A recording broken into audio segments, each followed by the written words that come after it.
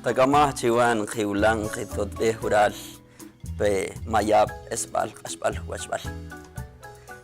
Ural pajagaslemal katakpon siriwech shkopi chak shkopi hiup shkopi uchan ntir kachalal ekope kihab shkutka shkutuleo akamwa chaqahaw kushka kushuleo ya unqih chak kakaslemal. Estimados televidentes, bienvenidos y bienvenidas a este programa especial, su telerevista Kakaslemal, nuestras vivencias. Hoy tendremos un programa muy pero muy interesante. Hablaremos de la gastronomía maya, ¿sí? Las hilachas, las sabrosas hilachas. Vamos a aprender cómo se hacen, qué ingredientes llevan. Vamos a enviar cordiales saludos a las comunidades lingüísticas y nos referimos a Pocomchi, Achi, Itza, Mopán, Quechí, Chortí, el Cachiquel, Pocomam, entre otros, también el Zacapunteco. En nuestra entrevista especial tendremos el desarrollo sobre los avances de la erradicación de la discriminación racial que se desarrolla en nuestro país. Lamentablemente, durante siglos hemos sufrido de este fenómeno. Vamos a platicar también sobre nuestra marimba, vamos a deleitarnos con las notas musicales. También les presentaremos qué es una ceremonia, para qué lo utilizamos y claro, la nana Vicenta lo dará a conocer, pero sin antes decirle muchas gracias. Esperamos su comunicación. En nuestra pantalla aparecerán nuestras vías de comunicación para que usted nos mande sus recomendaciones para ampliar la producción y para ir hasta quizás a sus comunidades para hablar de toda la cultura, pues nuestro país es en sí multilingüe, multicultural y pluriétnico también.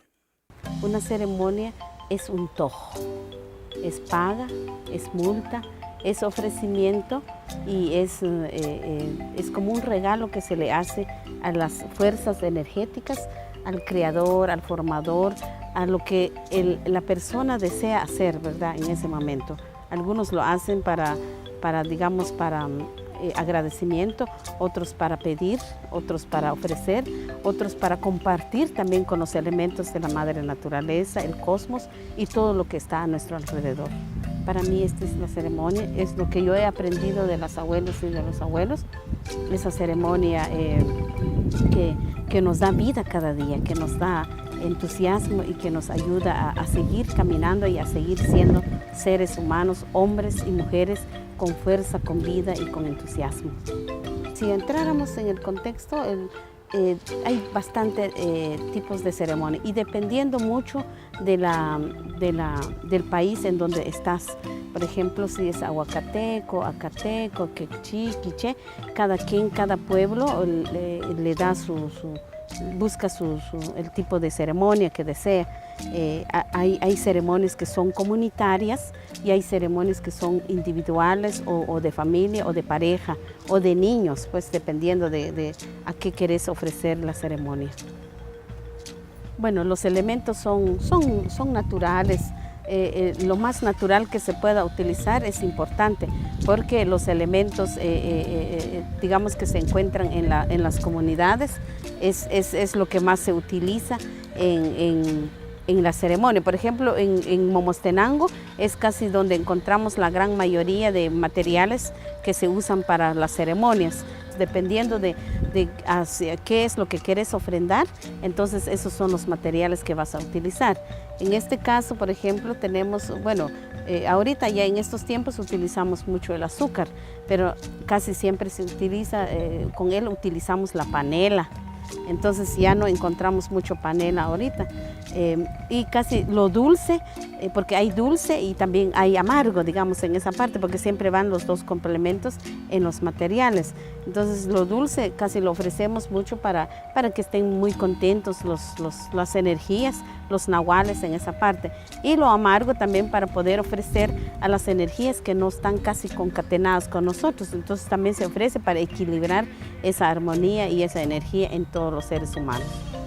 Bueno, las ceremonias no tiene, digamos, límite, sino las ceremonias, si tú lo quieres hacer, digamos, para unos 2, 3, 4 horas, mediodía, un día completo, porque va a depender mucho de, digamos, cómo está en la energía que se va moviendo en el momento, porque hay ceremonias, por ejemplo, cuando se entrega la vara, casi más de un día se desarrolla, y otros pues de 1 hora, 2 horas, va a depender mucho de cómo ofreces también, porque conozco a los a los que pagan, hacen toda esta ofrenda, que hay ceremonias que hacen, por ejemplo, digamos, no pagan los días, sino solo hacen el diálogo y la comunicación con el fuego.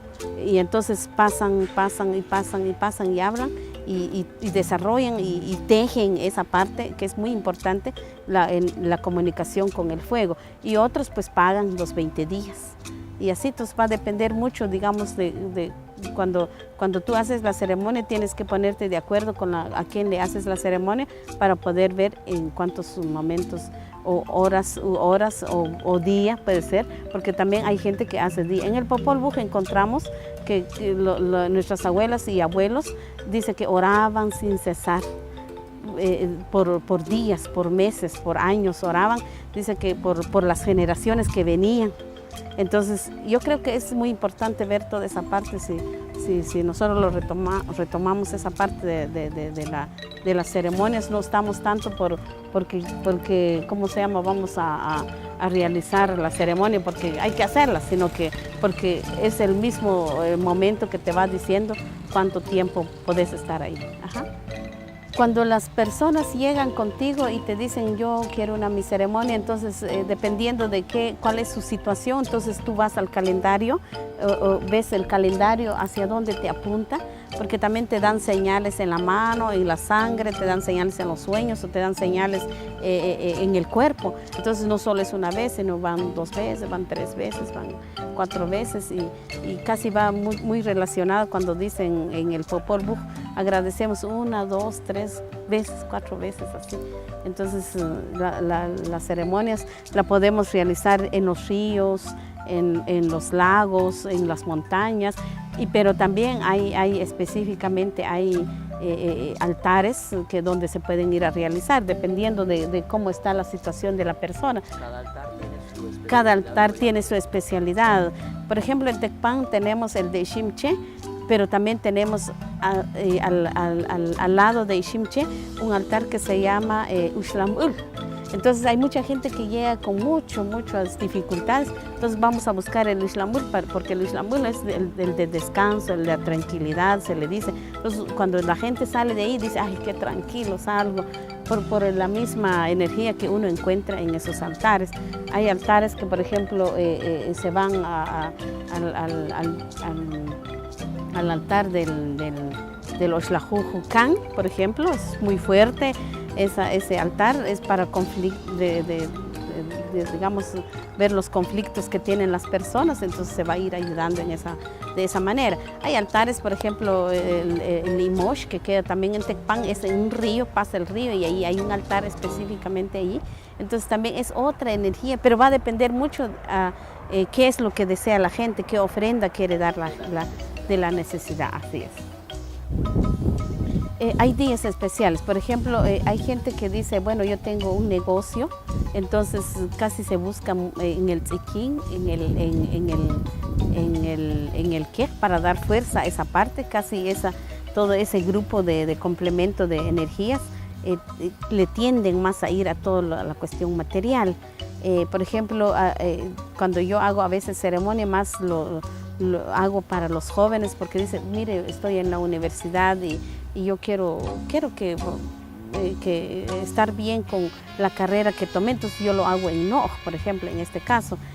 Por ejemplo, cuando se inicia a abrir un proyecto, lo podemos hacer en el BATS, por ejemplo, o en el que es para que encuentre camino ese gran proyecto o plan que se pueda desenvolver para las personas, o por ejemplo, si es para una institución, en este caso, digamos, DIGELI o Academia de Lengua Maya, otras instancias que son, digamos, colectivas, entonces ya lo hacemos en Cahuc o buscamos otro día, porque se supone que el TAT, el Ajij o la NAN conocen bastante bien la parte del calendario y saben por dónde guiar a las personas en ese sentido. Yo creo que todos hemos tenido ese proceso, toda la juventud. Cuando yo era joven, a mí me contaron de que se hacían ceremonias y yo rechacé totalmente, pues, porque no, ¿qué es eso, verdad? No, o sea, cuando uno no conoce, digamos, toda la parte que conlleva el espíritu de su cultura, entonces como que teme a esas cuestiones. Pero yo le diría, digamos, a la juventud, a los niños, sobre todo a la juventud que viene y quiere conocer más, como acompañarle en ese sentido. No obligarle, sino acompañarle y facilitar de que hay otros momentos bastante bonitos para poder hacer armonía, porque esta es parte de hacer armonía, hacer equilibrio, de encontrar otras fuerzas que pueden apoyar. También nosotros como pueblos tenemos nuestra forma de cómo armonizar y utilizamos mucho, digamos, los elementos de la naturaleza. Y son del pino, casi se sacan todos los elementos, los guacalitos, el ensarte, el cuilco para pagar, el pon, el incienso, todo eso es la trementina, todo eso es lo que utilizamos. O sea, no es nada así raro que de otras galaxias vengan estas cuestiones, no, sino de las flores, las aguas que, digamos, vírgenes que se le dice, que nos dicen los abuelos, que van a la montaña y uno va a encontrar casi agua virgen. Con eso mismo se hace, o sea, y hay mucha gente que hace muchas aguas así que ayudan mucho a las ceremonias. Entonces eso se puede utilizar la candela, porque en aquel entonces usábamos mucho ocote, pero ahora hay candelas, hay que es bueno también, pero en otros lados tal vez no usan eso, pero nosotros sí utilizamos esa parte. Y cuando se puede, pues también se utiliza el agua, la bebida sagrada, que es el guaro o el trago que le decimos, pero no en cantidad, sino así cuando se necesite utilizar en ese sentido. Ajá. Bueno, en Matioshir, Cheri Ajab, Cheri Tzokol, Vitol, Alom, Cajalom, Tepeu, Cocomas, Cheri Katit, Hamamar, Ojer Tzich, Shep Eyan, Utski Unkinaoj, Utski Unkipej, Sukkibi, Sukkijolon, Matioshir Chkerje, Shuyach Baka, Kanok Balchkerok Chkare, Ovaver, Jun Igre, Jun Ahmak, Matioshir Chkerje, Ronojesh Kiakan Chker, Kinaoj, Sukkinaoj, Kiakan Chker, Matios Cheri Nojesh Katit, Hamamare, Akakchikeles, Kiche, Sutujiles, Mam, Pocomam, Achi, Jacalteco, Acateco, Aguacateco, Rechincas, Regarifun Ichkare Eladinos, en Camatioshir Chkerje, porque Usishki Urkipej para Jungnim Armitar y Guatemala.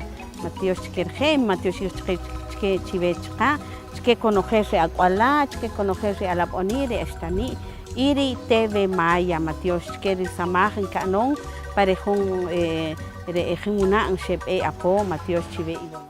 Hemos apreciado los conocimientos de para qué y qué es una ceremonia maya, y queremos comentarle que usted puede darle un clic a nuestra página, el www.almg.org.gt. Ahí puede saber usted sobre su nahual, las características del nahual. Ahí puede saber de nosotros también como TV Maya, y queremos decirles que pues de este segmento hemos aprendido mucho, y pues tendremos a bien darles a conocer también más de nuestra cosmovisión maya. Vamos a dar paso a nuestra editorial que hemos titulado Los avances de la eliminación de la discriminación racial en nuestro país. Veámoslo. El derecho de toda persona a la igualdad ante la ley se establece desde nuestra Constitución, y nadie debe ser discriminado por motivo de origen, raza, sexo, idioma, religión, opinión, condición económica o de cualquier otra circunstancia. Una de las características de la discriminación racial es que solo se manifiesta en lo psicológico y verbal, y no se puede demostrar la discriminación en lo físico. En la población guatemalteca, este fenómeno se desarrolla en todos los niveles sociales, al grado de considerarse una práctica normal. Comúnmente las personas que discriminan creen tener un nivel de superioridad sobre aquellos a los que discriminan, cuando es contrario a la realidad. En Guatemala hay altos índices de discriminación racial, como lo reflejan las estadísticas en las instituciones que velan por erradicar este mal social. Pero, ¿Quiénes son los actores de este fenómeno? ¿Y quiénes podemos ser la solución? Sin duda alguna, es la sociedad guatemalteca la que debe dar los pasos necesarios para la erradicación de la discriminación racial. Es importante fomentar la cultura de denuncia para visualizar a aquellos que con frecuencia practican estos actos y así poder exigir a las autoridades competentes la penalización de este fenómeno. Realizamos un llamado a todos los pueblos originarios del territorio Isimuleu a promover la unidad y la inclusión de todos y todas para que juntos erradiquemos la discriminación racial que tanto afecta a Guatemala.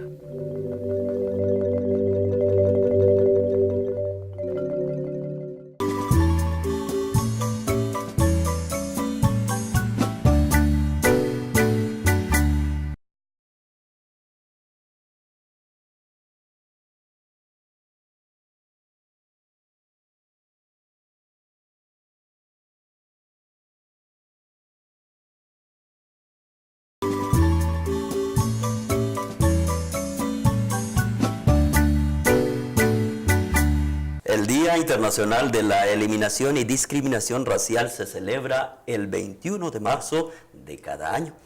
Y es que en 1960 la policía abrió fuego y mató a 69 personas en una manifestación realizada en Sudáfrica. Es así entonces como la Organización de Naciones Unidas institucionalizó el 21 de marzo, fecha significativa para sensibilizar y recordar a estas víctimas. Para ello entonces tenemos en el set principal de Jacasleman, para desarrollar el tema, al comisionado Rudy Camposeco, ¿sí?, de la Comisión Presidencial contra la Discriminación y Racismo contra los Pueblos Indígenas en Guatemala. Estimado comisionado Mayablante Popti, también estamos dando la bienvenida a la dama presente, nos referimos a Eva Tecún. Ella es del movimiento de mujeres indígenas Tsununija, Mayablante Quiché. Por favor, vamos a ceder los micrófonos, este espacio, para comisionar. Cochon Salayashka me llaman un Tsaikal Tibeti, Oshi Mishin, Sunil Setlangan Kokumlantinang, hay Nino Tsetskan Tetchega, Ashkami Kajkebail, Mashnut Setkulal Shkantet Kokongo. Bueno, pues es un gusto estar compartiendo acá con ustedes. En realidad, pues el tema del racismo yo creo que es un mal a nivel mundial y por lo tanto felicitarles que estén tomando este espacio para dialogar, poner en diálogo nuestras ideas, nuestros pensamientos, y es un gusto estar hoy aquí. Eva. Bueno, agradecemos la invitación que se nos hace.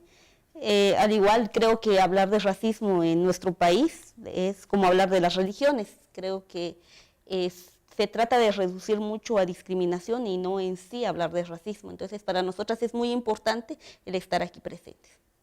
Bueno, hoy nuestro tema nos marca en los avances de la eliminación y la discriminación racial en Guatemala. Sabemos, pues, de este fenómeno que se ha dado.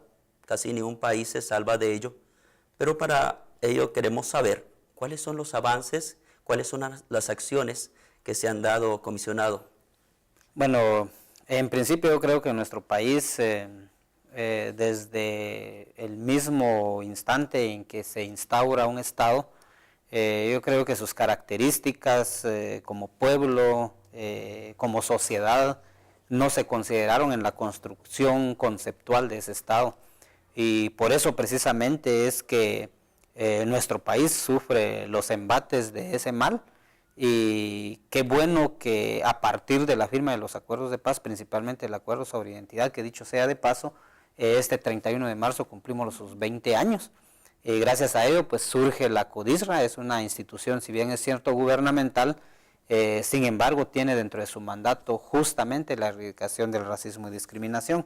Pero en el marco justamente de la celebración de esta Semana de los Pueblos que Luchan contra la Discriminación y el Racismo, el cual pues la ONU lo instaura desde el 1979 oficialmente, y bueno, la CODISRA desde su creación, que ya lleva 12 años, en el 2002, lo ha venido no celebrando, por supuesto, porque no es motivo de celebración el racismo. Lo que nosotros hacemos son acciones que vayan encaminadas a erradicar este mal que en nuestro país es sumamente peligroso, aparte de sus costos políticos, humanos, sociales, culturales, económicamente nuestro país en conceptos de no prestar de manera contextualizada esos servicios del cual el Estado debe estar garantizando como un derecho de los pueblos, en particular los pueblos indígenas, perdemos alrededor de 6.000 millones de quetzales. ¿Y en qué conceptos? El no prestar la educación bilingüe de calidad, el no prestar servicios de salud de manera contextualizada, solo por poner unos ejemplos. Eso en realidad convierte a nuestro país en un estado en el que, a pesar de los esfuerzos que se hacen de manera institucional, no logramos despegar para que efectivamente ese mal se vaya erradicando. Aparte, por supuesto, de que tenemos una debilidad actualmente, pese a los compromisos que hay a nivel internacional y las recomendaciones del Comité de Expertos de la Convención CERT, seguimos teniendo una legislación bastante débil. Apenas solo tenemos un 202 bis, el artículo 202 bis del Código Penal que tipifica el delito de discriminación. Sin embargo, no es lo suficientemente una legislación fuerte como para tener, por así decirlo, castigos bastante fuertes y que den un mensaje a la sociedad que en determinado momento pues es racista. Entonces, por eso es que en nuestro país yo creo que el avance que hay, aparte por supuesto de que exista una comisión, de por sí es un avance. Sin embargo, yo creo que el trabajo que se debe hacer no solo es de la CODISRA, está demostrado efectivamente que apenas la institución está con sus capacidades para coordinar esfuerzos, para coordinar políticas, hacer asesorías a las diferentes instituciones del Estado, porque está demostrado cabalmente también que el Estado es uno de los principales reproductores del racismo, al menos en nuestro país. Yo no puedo hablar de otro país, pero por eso precisamente la CODISRA ha afincado sus esperanzas en que en el sistema educativo y la institucionalidad pública en su conjunto, no solo que reconozca que este mal se debe erradicar, sino tiene costos humanos muy lamentables. Por eso es que pienso que a manera de avances, del que tengamos ya una legislación, si bien es cierto también hay que debatirla porque no es lo suficientemente fuerte, tenemos ya instituciones, tenemos una política pública para la convivencia y la eliminación del racismo que se aprueba a través de su acuerdo gubernativo hasta el año pasado. Tenemos ya en discusión la creación de una unidad específica que esté adscrita a la Fiscalía de Derechos Humanos, que le dé especial atención a los casos de discriminación, aunque la petición nuestra como CODISRA es que haya una fiscalía específica sobre discriminación y racismo, lo cual elevaría en realidad el trabajo que se hace. Y por supuesto que eso es el desafío mucho más grande a 12 años de la existencia de la CODISRA, que haya una legislación específica sobre el delito de discriminación racial, que eso es la recomendación que hay a nivel internacional y que nuestro país todavía tiene una deuda con la población guatemalteca y los pueblos indígenas particularmente. También en nuestro país tenemos 4 pueblos, pueblo Xinca. El pueblo maya tiene pues 22 idiomas y de pronto hay una convergencia multicultural donde de pronto hay diferencia, quizás una imposición de una idea hacia otro. Pero quiero ir un poco con el tema racista, pero también o el racismo. El bullying en Guatemala ha llegado a los departamentos, ya no hablamos del área metropolitana. ¿Qué opina al respecto, Eva Tecún? El bullying y el racismo, ¿cómo podemos diferenciar esta parte? Bueno, primero que nada quisiera retroceder un poquito antes de contestar esta pregunta. Tal vez tenemos que tener claro que también, de alguna manera el Estado de Guatemala está compuesto por sistemas de dominación. Y uno de esos sistemas de dominación es el racismo como tal, digamos. Por eso nosotras, tal vez desde el trabajo que hacemos, vemos el racismo como un mal, más institucionalizado. O sea, ya está, se dice, ya está en todo lo que forma parte del Estado. Se manifiesta. Se manifiesta, se expresa, digamos. Y ha funcionado muy bien. O sea, ha funcionado tan bien que incluso el mismo maya o el mismo de acuerdo a la autoidentificación que cada quien tiene, no se da cuenta también de ese mal, digamos. Es muy difícil aceptar que yo sufrí un acto racista. O sea, lo vemos, bueno, tal vez no fue así, o sea, es muy difícil. Por eso digo, hay que entender de que el racismo de alguna manera está bien estructurado y de alguna forma los ciudadanos que habitan este país lo tienen bien metido desde su conceptualización, desde su quehacer diario, digamos.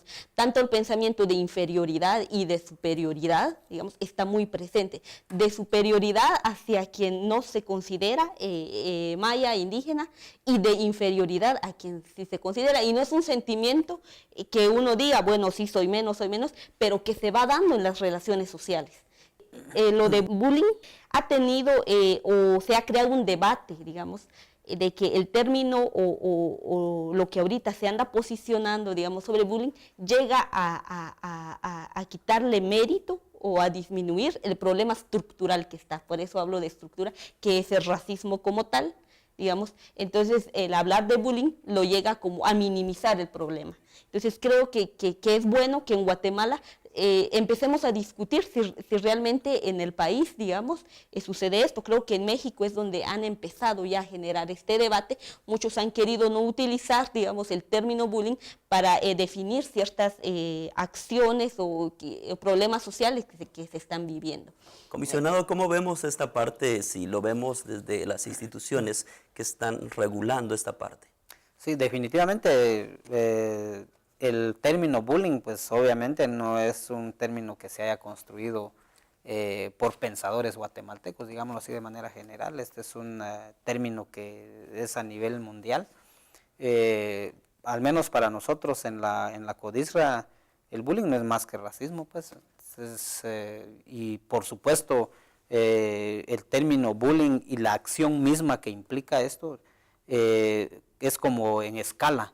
El bullying de repente se da de manera verbal dentro de las escuelas fundamentalmente y de ahí va trascendiendo hasta convertirse en violencia, incluso hasta asesinato. Nosotros en el caso de CODISRA tenemos registrado un caso muy particular que sucedió el año pasado, en junio del año pasado, en el que un niño de origen garífuna sufría constantemente abusos dentro de la escuela de sus compañeros, y casi que con la complicidad de la maestra de ese establecimiento, y de tal manera que fue avanzando y fue prosperando de tal manera que el niño se suicidó. Eso sucedió el año pasado, y precisamente lo mismo que pasó en este caso de Chihuahua llegó hasta el asesinato. O sea que el bullying es apenas el disparador que nos debe poner en alerta sobre que hay un problema mucho más serio. ¿Por qué lo digo? Porque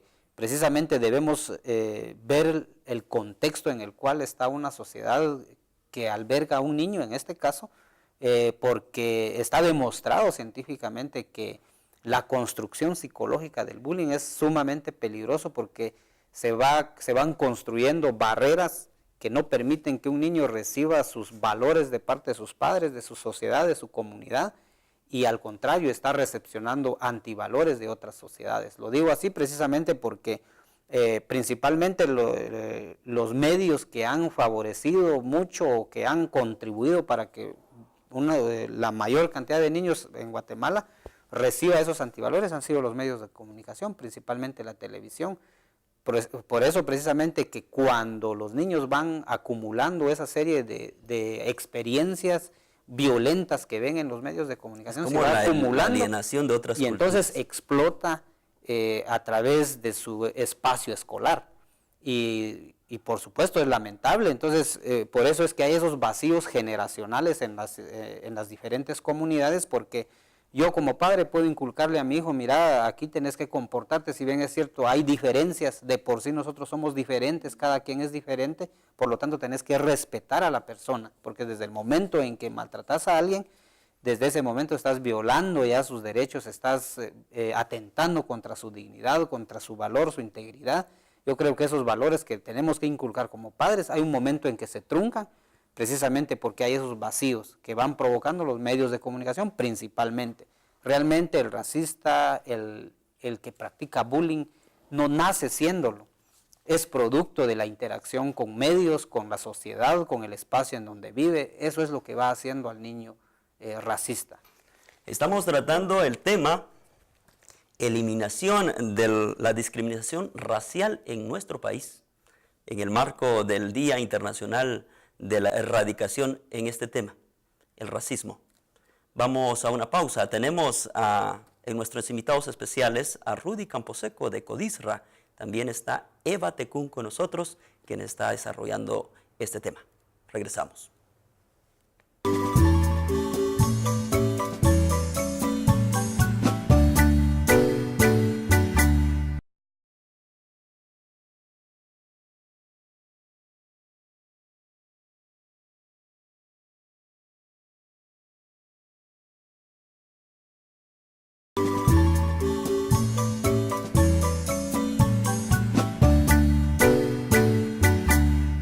De verdad, para nosotros como pueblos originarios desarrollar este tema, pues no alcanzarían los minutos que estamos dando para esta entrevista, pero sin embargo vamos a tratar de ser una síntesis en lo que es el racismo en nuestro país, que si bien es cierto, nuestros dos invitados somos mayas hablantes, de una u otra manera nos ha afectado el tema, pero platiquemos con el comisionado. ¿En qué espacios se desarrollan más los indicadores, si es en el nivel educativo, si es en las instituciones donde reciben más como las denuncias ustedes? Bueno, realmente en lo que llevamos del año, quisiera hacer esta salvedad, voy a decir algunos datos. En lo que llevamos del año, la Codisra lleva 24 casos de discriminación. En lo que lleva de existencia, la Codisra lleva ya casi 900 casos en nuestro país desde el 2002 para acá. Pero con base a la pregunta que usted menciona, también es necesario focalizar un poco dónde se dan más, principalmente en la ciudad capital, es en donde se han registrado más denuncias, le siguen Cobán, o sea, Alta Verapaz y Quetzaltenango. Desafortunadamente tenemos que reconocer que la mayoría de las denuncias vienen de los tratos que hay entre servidores públicos con quienes van a requerir servicios. Eso quiero decir que es en la institucionalidad pública, no solo el Ejecutivo, sino también en el poder local o municipal. Hemos tenido últimamente un despunte bastante alarmante en cuanto a denuncias que han habido de parte de los alcaldes. Entonces, para nosotros en las municipalidades también, siendo que son los que están más cercanos a la población que habla algún idioma, que tiene servicios que requerir contextualizado, no solo cultural, sino lingüísticamente, eso es de preocupar. Y posteriormente hemos tenido también denuncias de manera interpersonal, o sea, el trato siempre, el trato desigual y abusivo que hay de parte de algunas personas, principalmente desde la iniciativa privada. Eso está en segundo lugar, y en tercer lugar, los centros educativos. Eso nos hace pensar y nuevamente repensar las cuestiones en el sentido de que el racismo estructural en nuestro país es tan sigiloso, o sea, no se ve. Porque qué bueno, yo vengo y maltrato a ella por su traje, por su rostro, por sus manos, por cualquier cosa que sea visible. Y eso, si bien es cierto, denigra a la dignidad de la persona, pero digamos que se puede subsanar. Hay una ley que ella viene y me va a denunciar y me voy a la cárcel 3 años, pago la caución económica y tranquilo. Comisionado, hablemos de números. De los 900 casos, ¿cuántos están resueltos? Sí, pero el problema está en que el racismo estructural es aquel que no se ve. Sí se ven sus efectos.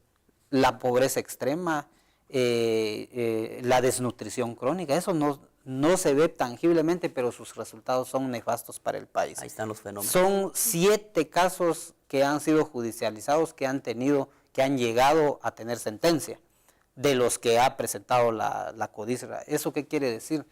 Aquí es en donde se relaciona, cuando yo hacía mención en qué tan fuerte o tan restrictivo es una ley, y eso se ve sus efectos en la judicialización de los casos.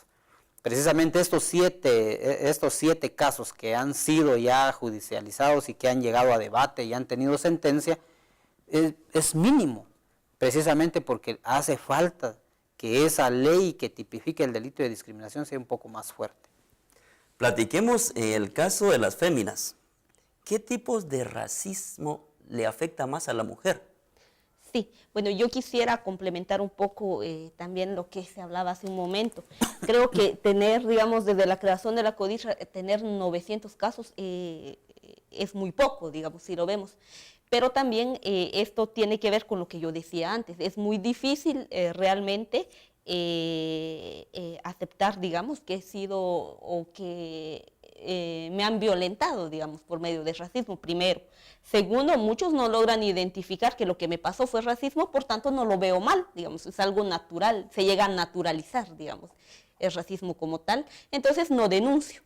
Tiene que ver, o sea, yo creo que sí hay más, digamos, si nos pondríamos a revisar datos estadísticos, creo que encontraríamos más, digamos, en nuestro país, pero también tiene que ver con que el racismo ha cambiado, digamos, si bien es como lo plantea Marta Elena Casaus, digamos, la metamorfosis del racismo, porque el racismo cambia, ha cambiado su forma, va cambiando de acuerdo al sistema social que tenemos, al sistema económico que tenemos. Hoy por hoy, yo me atrevería a decir que el racismo ya no se visualiza tanto desde el color de la piel, digamos, ya no es tanto que porque sos de color oscura o algo, no te hablo, te trato mal, ya no es tan así, ha cambiado, digamos, su efecto. Ahora, digamos, puede verse desde la manera más, digamos, de alguna manera la forma en que habla el maya hablante, digamos. Entonces, van surgiendo burlas en torno a eso, en torno al acento que cada uno de nosotros traemos, porque muchas veces depende del lugar de donde somos, traemos un acento, eso se va viendo, ya no es tanto que por tu color, sino que se va transformando. Entonces hay tantas transformaciones que se han dado, que de alguna manera creo que es muy importante analizarlo, realizar procesos de análisis para identificar cuando me encuentro en situaciones que de alguna manera atentan contra mi dignidad. Eso en un primer momento. En segundo, tal vez mencionar que, bueno, dentro del trabajo que hemos hecho, hemos identificado cómo nos afecta como mujeres el racismo. Creo que es importante y válido resaltar lo que mencionaba aquí el comisionado. El racismo no se le puede ver el efecto, digamos, como en cuanto a la violencia física contra la mujer, muchas veces en los juzgados le preguntan, bueno, ¿en dónde le golpearon? Enseña uno lo morado. En cuanto al racismo, o sea, ¿qué te dañó? Es subjetivo, digamos. Se hacía un análisis desde la parte más espiritual de una mujer, en dónde le llegaba a dañar. Las terapeutas, digamos, daban a conocer, bueno, la voz de la mujer indígena muchas veces es una voz que no es fuerte. Le preguntan su nombre y no lo dice duro.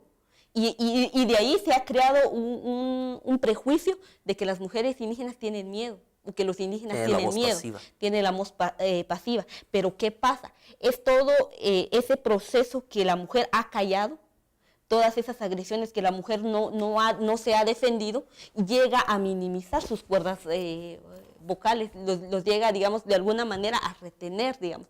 Y no es de que no quiera hablar duro, sino que simplemente todo, digamos, esa vivencia de racismo que ha habido, ha hecho que la mujer no se exprese de esa manera. Eso trae un gran costo. Y hacíamos también, recuerdo en una investigación que realizábamos, una escala de cómo el racismo me ha afectado desde niña, desde joven y desde adulta. Y es importante y fundamental mencionar que de alguna manera lo verbal ha sido la forma de agresión, creo yo, que se evidencia más rápido, digamos. El término María en nuestro país, digamos, es un término que muchas mujeres lo han tomado como algo ya natural o que prefieren obviarlo, pero que sin embargo llega a causar un daño a su ser y eso no se ve. Entonces, creo que es importante mencionar que desde nuestra experiencia el racismo lo hemos encontrado en todos lados. Sí es cierto que dentro de la estructura del Estado, la institucionalidad como tal, creo que más, digamos, en donde se evidencia más el racismo es en el sistema de justicia, cuando las mujeres llegan a denunciar casos de violencia contra la mujer, también reciben agresión. O sea, ¿cómo vemos podemos eso? nosotros, como guatemaltecos, si hablamos como xincas, como garífonas, como mayas, como ladinos, cómo podemos incluirnos a la erradicación, a ser parte del problema, en el sentido a solucionar, ser parte de la solución del problema? ¿Cómo podemos? Yo creo que Ya como para ir sí, aterrizando. para ir, y creo que somos que somos parte del problema, lo somos, digamos. Yo creo que de eso no se debe de discutir. El problema es que el problema no se ha identificado o no se le ha puesto atención, no se toma como un problema. El ser racista en este país no es un problema, es algo natural. Ese es el punto, creo yo, que aquí en Guatemala no se discute como un problema. Veamos el caso de genocidio.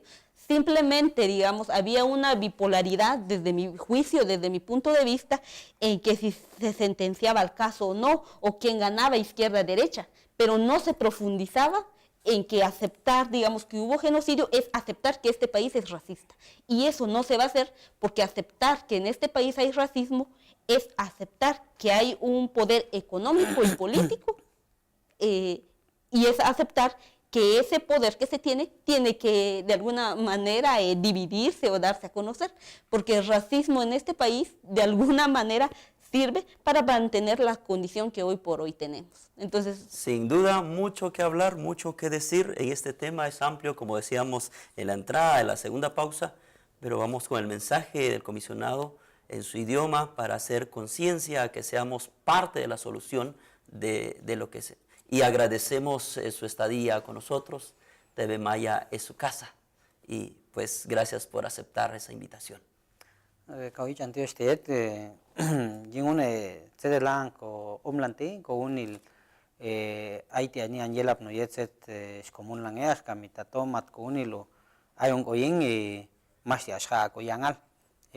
Bueno, agradecerle a TV Maya por esta oportunidad que nos da. No cabe duda que todos estamos llamados a poder ser parte de la solución de este problema. No solo yo como persona, el Estado, los medios de comunicación, que se ha modernizado demasiado, que las redes sociales, solo con hacer un clic, vemos reflejado el racismo en las páginas. La educación, el sistema educativo, en tanto no se pretenda o en tanto no logremos que ese sistema educativo se transforme, en el que pueda evitar que se incluyan ideas y conceptos racistas que no se reproduzcan en el sistema educativo, vamos a seguir educando potenciales racistas en el futuro. Para poner un ejemplo, lo que ella decía, me viene a la mente, ¿cómo es eso que en el sistema de palabras generadoras, en el sistema educativo, en pleno 2015, encontremos un documento en donde para enseñar la letra I todavía digamos indita, o para enseñar la palabra pistola, la letra P pongamos pistola? Entonces, todas esas cuestiones, si no lo hacemos en el sistema educativo, vamos a estar nadando contra la corriente. Todos estamos llamados a buscar la solución. Eva. Creo que es importante generar estos debates para encontrar la solución de alguna manera y también tener la mente abierta, tanto, digamos, como digo, es parte de un sistema, tanto mayas, indígenas como no indígenas, estamos dentro de este sistema. Entonces es importante vernos, reconocernos y aprender, digamos, pero no solo quedarnos en el aprendizaje y el reconocer que este país es racista, sino que dar un paso más, que es el de realizar acciones para erradicar este mal, esta enfermedad social que tenemos.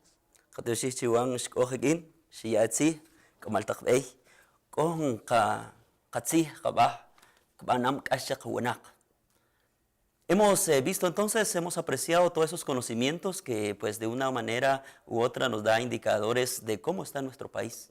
Vamos a cerrar entonces este segmento para darle paso al siguiente, que es nuestro segmento de gastronomía. Y Paola Morales, desde el Mercado Central, nos lo enseñará. Veámoslo.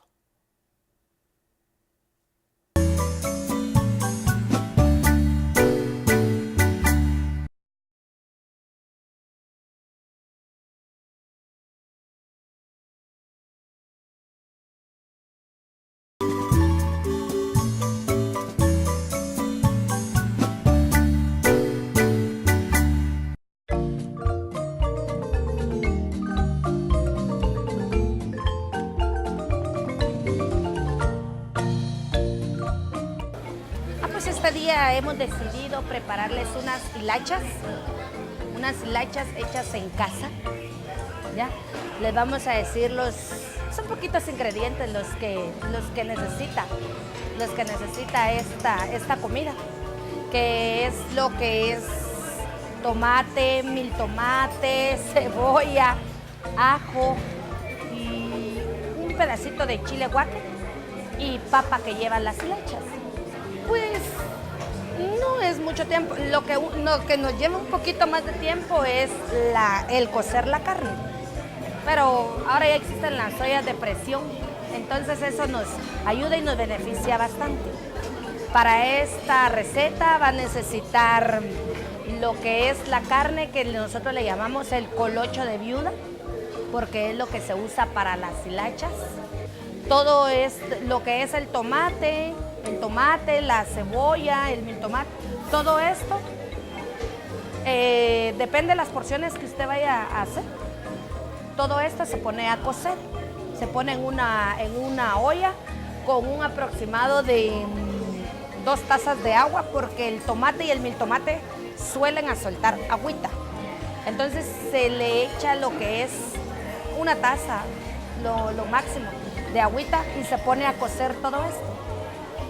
Ya después de cocido, en otro recipiente se tiene en una olla la carne cociendo, solo la carne con sal. Ya cocido esto, entonces se deshilacha la carne, lo que le decimos, y lo que es el recado que se había puesto a cocer, lo licuamos. Este recado ya licuado se pone a hervir en una olla y se le apagan las papas, porque como la carne ya la tenemos cocida, no la podemos echar de una vez. Entonces se pone a hervir el recado con la papa, y ya cuando la papa esté tal vez no en su punto exacto, sino que ya está por terminar de cocerse, entonces se le apaga la carne para que esto agarre su sabor a las hilachas. Y esto es hacer hilachas para su casa. Pues aquí el plato de hilachas le cuesta 25 quetzales. ¿Ya? Los invitamos para que venga a degustar, para que venga a probar hilachas hechas como en casa. Para hacer arroz para 3 o 4 personas se necesita la cantidad de media libra de arroz, la mitad de una cebolla, o si es pequeña se puede usar una cebolla pequeña, unos 2 dientecitos de ajo. Entonces el arroz se lava, en un sartén se pone aceite, se pone a dorar la cebolla con el ajo. Después se echa el arroz, ya que haya secado después de lavado, se echa el arroz y se dora. Ese es uno de los grandes secretos para hacer un arroz rico. Se dora. Ya que está dorado el arroz, entonces se le calcula para un aproximado de media libra de arroz. Le puedo decir que le puede echar aproximadamente un medio litro de agua, pero pues, el arroz se tiene que cocer a fuego lento. La mayoría de personas en la cocina lo que hacen es que ponen el arroz, pero le dejan lo que es en la estufa, dejan muy abierta la llave, entonces eso atiende a que el arroz consuma el agua, pero no cosa. Entonces el arroz se tiene que hacer con fuego lento, ¿ya? Con fuego lento. Y con la proporción del agua medida. Porque es preferible estar revisándolo, que si le hacen un toquecito de falta de agua, pues uno se lo echa. A que si le echa agua en mucha cantidad, se arriesga a que le salga una masa de arroz. Así es como le tiene que quedar ya hervida la salsa con sus papas apagadas y su carne. Esta es la consistencia y la presentación que le tiene que presentar a sus hilachas. Eso sí se necesita un aproximado de media hora, que le estoy hablando de 30 a 35 minutos. Porque decían las abuelitas que al hervir los recados, lo que es la papa por el almidón, da una consistencia a espesar las hilachas, para que no salgan tan ralitas.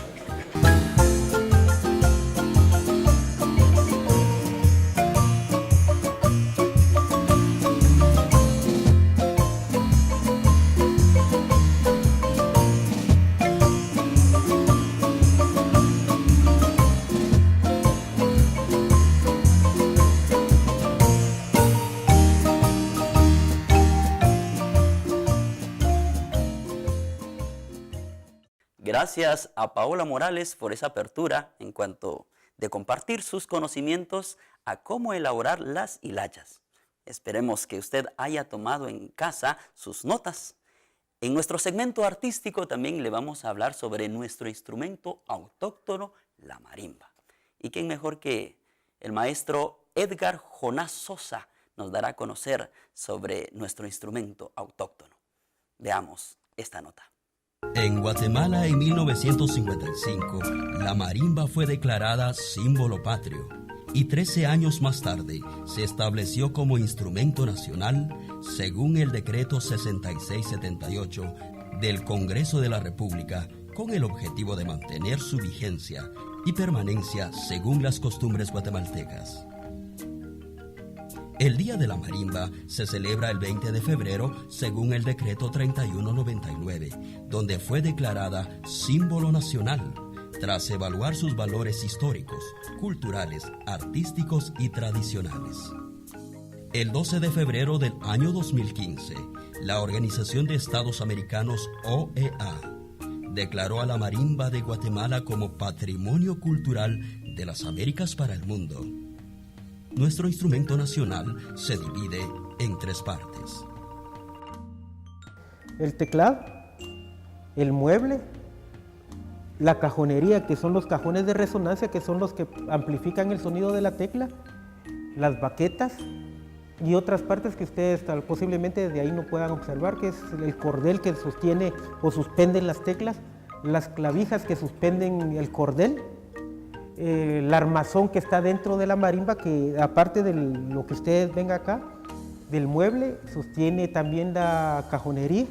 Son varias partes y muy curiosas. Es importante resaltar que la OEA otorga este reconocimiento a las expresiones culturales que mejor representan el patrimonio de los países de este hemisferio. La marimba acompaña a las ceremonias de los pueblos originarios, convites, ferias, procesiones, eventos culturales, entre otros. La marimba de concierto tiene la función de deleite auditivo del público. La marimba de concierto se inclina más para la música académica y en la música nacional lo que es el romanticismo nacionalista que cultivó Jesús Castillo y otros compositores. Nosotros nos especializamos o nos abocamos más a esos géneros musicales y del siglo de oro de la música de marimba, que es a finales del siglo XIX, ¿verdad? Entonces nosotros tocamos mucho la música que es del periodo romántico nacionalista guatemalteco. Teclas morenas, maderas que cantan, palo de hormigo, instrumento autóctono, son títulos que recibe nuestra marimba, que a través de su teclado de hormigo ha inspirado a compositores guatemaltecos y extranjeros alguna melodía de alegría, otras de melancolía, una variedad de sentimientos exteriorizados a través de sonidos, notas musicales, que fueron, son y serán parte de la identidad de todos los guatemaltecos.